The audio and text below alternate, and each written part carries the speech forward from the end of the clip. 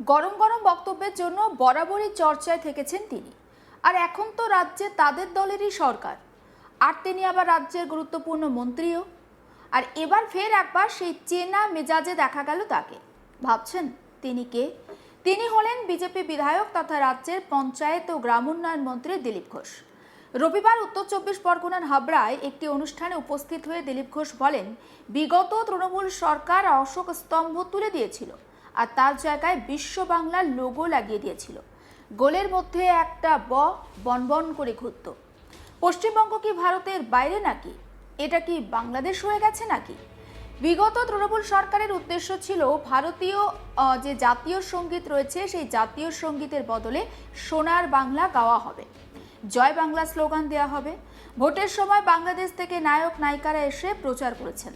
দিলীপ ঘোষের আরও সংযোজন, ভোটের আগে এসআইআরে 91 লক্ষ মানুষের নাম বাদ গিয়েছে। তৃণমূল নেতাদের নির্দেশে বিএলওরা এই কাজ করেছেন।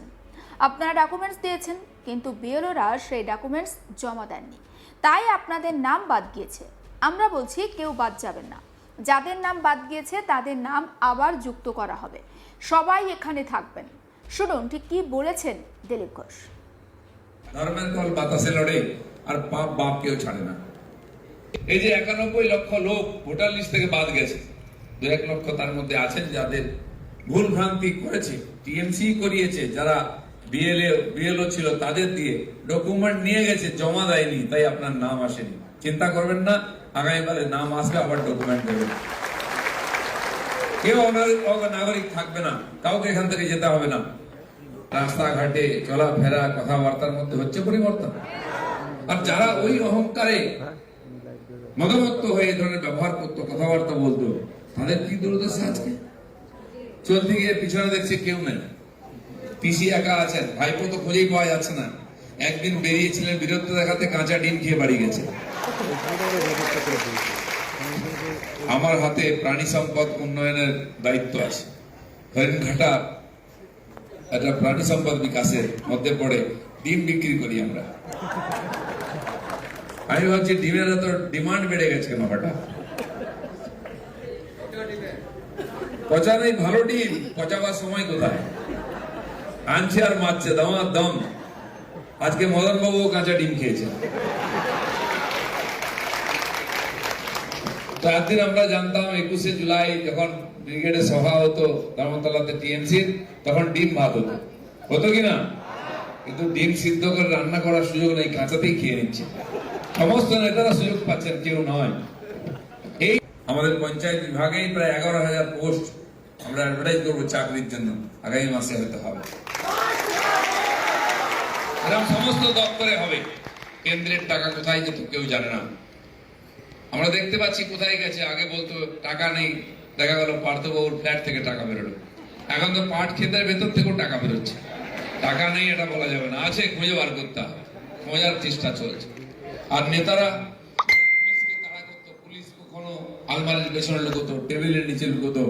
পুলিশের তাড়াকে খাটের তলার থেকে বেরোচ্ছে, আজকে এখন কাপড়ের গালার তলার থেকে বেরোচ্ছে।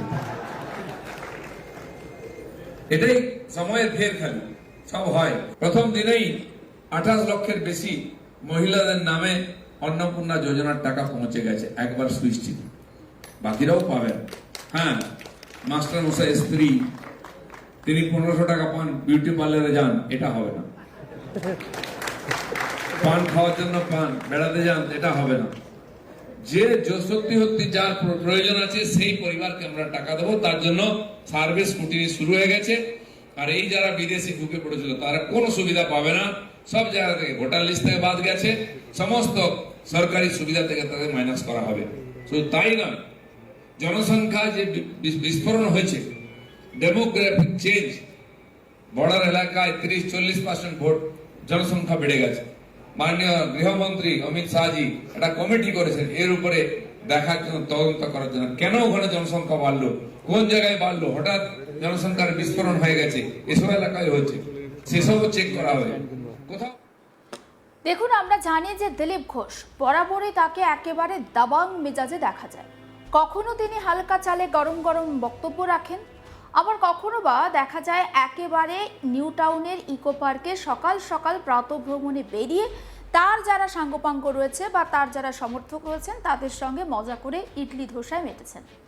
এই দিলীপ ঘোষ উত্তর 24 পরগনার হাবড়াতে গিয়েছিলেন এবং সেখানে গিয়ে তিনি বর্তমানে রাজ্য সরকারের একাধিক যেমন গুণগান করেছেন, পাশাপাশি প্রাক্তন যে রাজ্য সরকার বা পূর্বতন রাজ্য সরকারের আমলে রাজ্যে ঠিক কিভাবে অনিয়ম হয়েছে সেই কথাও তিনি তুলে ধরেছেন। এবং তিনি এটাও বলেছেন যে আগের সরকার নাকি এসআইআর থেকে ইচ্ছে করে নাম বাদ দিয়েছে, বিএলওদের বলে দেওয়া হয়েছিল, তাই মানুষ তাদের যে প্রয়োজনীয় ডকুমেন্টস বা নথি সেখানে জমা দেওয়ার সত্ত্বেও তারা কিন্তু তাদের নাম ভোটার তালিকাতে দেখতে পাননি।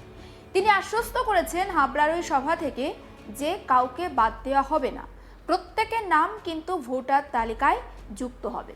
তিনি এটাও বলেছেন রাজ্য থেকে কাউকে বাদ দেওয়া হবে না বা রাজ্য থেকে কাউকে চলে যেতে হবে না।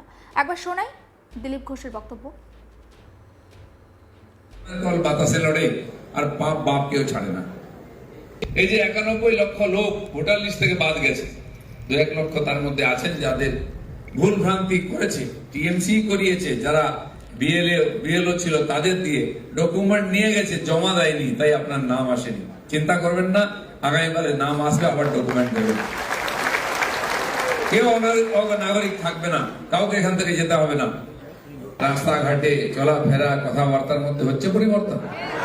আর যারা ওই অহংকারে মদমত্ত হয়ে এই ধরনের ব্যবহার করতো, কথাবার্তা বলতো, তাদের কি দুর্দশা আজকে।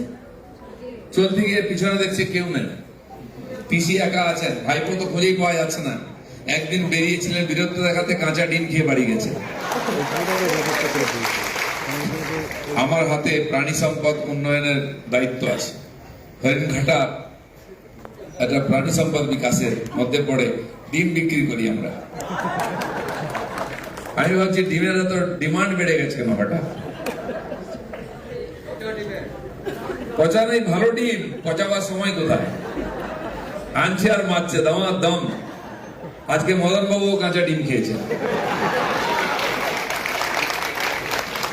তো একদিন আমরা জানতাম 21শে জুলাই যখন ব্রিগেডের সভা হতো ধর্মতলাতে টিএমসির, তখন ডিম ভাত হতো, হতো কিনা?